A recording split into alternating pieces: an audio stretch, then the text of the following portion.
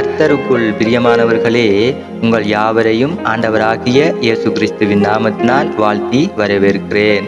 இன்றைக்கு பார்த்தீங்கன்னு சொன்னால், அநேகருடைய வாழ்க்கையிலே கவலை, கண்ணீர், வேதனையாகவே வாழ்ந்து கொண்டிருக்கிறார்கள். இந்த சோசியல் மீடியாவை நான் பார்க்கிற பொழுது அநேகருடைய வாழ்க்கையிலே அநேகர் பிரச்சனைகள், அதாவது கண்ணீர், கவலை, வேதனையாகவே இருக்கிறார்கள். அவருடைய வாழ்க்கை கண்ணீரோடே போய்கொண்டிருக்கிறது. இதற்கு என்ன காரணம் என்று சொல்லி நாங்கள் பார்த்தோமாக இருந்தால், நாங்கள் ஒரு மனிதன் மேல் அளவு கடந்த நம்பிக்கை, அன்பு, பாசம், அவர்களையே நாங்கள் உலகமாகவும் உயிராகவும் நாங்கள் நேசித்து கொண்டிருக்கிறோம். ஆனால் இவர்கள் ஒரு காலகட்டத்துக்கு பிறகு எங்களை ஏமாற்றி விட்டு, எங்களுக்கு துரோகம் செய்துவிட்டு, எங்களை கண்ணீர் சிந்த வைத்து அவர்கள் எங்களை விட்டு செல்கிறார்கள். அப்போ நாங்கள் இவர்களை நம்பியது அனைத்துமே பொய்யாகி போய்விடுகிறது. அப்படி எங்களை அவர்கள் ஏமாற்றி இருக்கிறார்கள், எங்களை வேதனைப்படுத்தி இருக்கிறார்கள். ஆனால் எந்த மனிதனை நாங்கள் நம்புவது? எந்த ஒரு மனிதனுமே உண்மை அல்ல.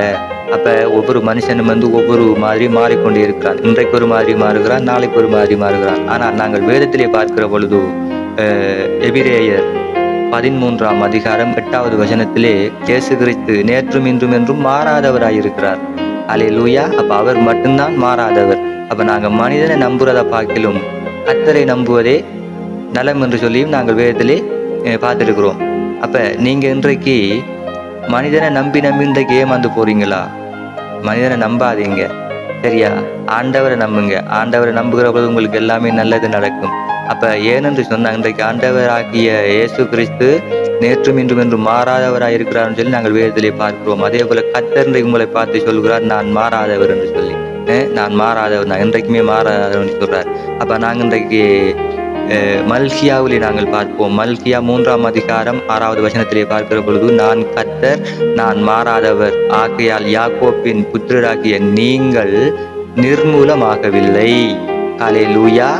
அப்ப இந்த மல்கியான்றது பழைய ஏற்பாட்டின் கடைசி தான் மல்கியா. அதுக்கு பிறகுதான் புதிய ஏற்பாடு மத்தேயு வருகிறது. அப்ப இந்த மல்கியாவுக்கும் இந்த மத்தேயுக்கும் இடைப்பட்ட காலம் 400 வருட காலம். இந்த 400 வருட காலத்துக்கு முன்பதாகத்தான் இந்த கர்த்தர் சொல்லியிருக்கிறார், நான் மாறாதவர் என்று சொல்லி. அப்ப அவர் அன்றைக்கு சொன்ன வார்த்தையை இன்றைக்கும் நிறைவேற்றி கொண்டிருக்கிறார். பாத்தீங்களா? அல்லேலூயா. அப்ப என்றைக்குமே மாறாதவர் நம்முடைய கர்த்தர் மட்டும்தான், நம்முடைய ஆண்டவர் மட்டும்தான். அவர் என்றைக்குமே மாறாதவர். கர்த்தர் நல்லவர், அவர் கிருபை என்றும் உள்ளது. ஆமேன். கர்த்தர் உங்களை ஆசீர்வதிப்பார்.